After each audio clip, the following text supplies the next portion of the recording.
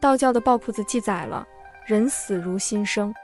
人去世以后，勾魂使者把魂魄引入冥界，进入冥界后，就像在人间一样，到处熙熙攘攘，一样需要吃喝花钱消费。出入冥界，头七在阴差带领下，可以回去看望自己牵挂的家人，有些嘱托也可以在梦中传给家人。3年内有令牌，可以随时看望家人，这种回家门神不会阻拦，但是每次回家，由于人鬼殊途，会给阳间之人带来不适。当彻底在冥界住下之后，应该怎样生活呢？又有哪些规矩需要遵守？出入冥界需要登记在册，判官会根据在阳间的所作所为，对灵魂进行审判。如果在阳间积德行善，那么就会立刻转世投胎，或者可以留在冥界当个小官，或者累世功德足够上天界任职。普通人功德不足，会在冥界等待投胎，这时候就是在冥界生活，和普通人一样，需要花钱或者香火去办事生活。作恶多端的灵魂会被关起来受罪，在18层地狱遭受折磨，这时候是求生不能，求死不得，非常凄惨。冥界生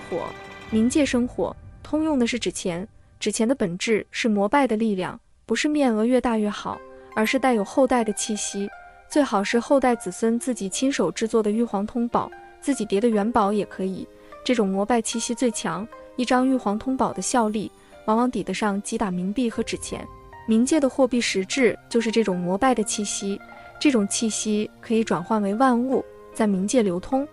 普通人投胎期限，功德比较高的可以选择立即投胎，普通人一般需要等60年才能投胎，罪大恶极的灵魂需要在冥界受罪，就像坐牢一样受尽折磨。普通人在冥界生活需要就是纸钱，后代烧得多，他在冥界就过得开心自在，后代没人烧纸钱，那就过得穷困潦倒，他们过得穷困潦倒，也会连累子孙后代不顺。古人重视儿子延续香火，就是这个道理，为了在阴间能过得开心自在。但是如果生个不孝子孙，不给烧纸钱，不如生个孝顺的女儿，每年按照节气烧纸钱，一样是延续香火。对于有罪的灵魂，每天在地狱受苦，子孙后代也会不得安宁。这时候子孙后代烧钱没有用，坐牢的人收不到纸钱，所以第一件事就是要做超度法事，消除罪恶。首先要打通地府关系，把他从牢中释放，这时候就类似于监外执行的形式，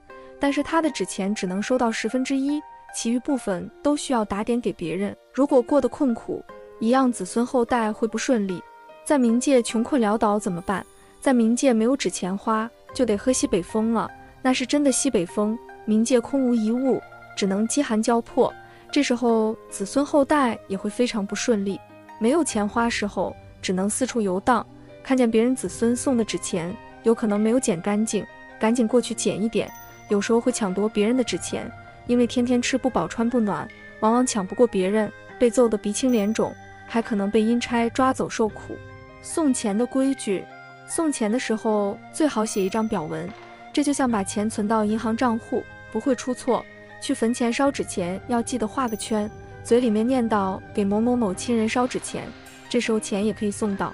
如果不念不写表文，这些钱就会成为无主之财，会引得孤魂野鬼哄抢。在阳间送的纸钱、房子、车子等焚烧后，到冥界都会变成他们想要的样子。冥界是精神界，只要有钱，也就是膜拜气息，一切物品都能幻化出来。送钱的时间，一年有4次送钱的日子，过农历年、清明节、7月半、10月1，这是固定的送钱日子，灵魂都会有所期待。7月15，也就是7月节，灵魂都会来到人世间，或者看望自己的亲人，或者等着收受祭祀纸钱，或者去其他地方，因此这一天阴气很重。7月份也是鬼魂合法的给亲人托梦的日子，所以在7月，很多人梦到已经逝去的亲人。总之，先人在冥界有钱了，就有能力去打通各种关系，尽力去保护后代子孙。先人过得穷困潦倒，也会给后世子孙带来坏的影响。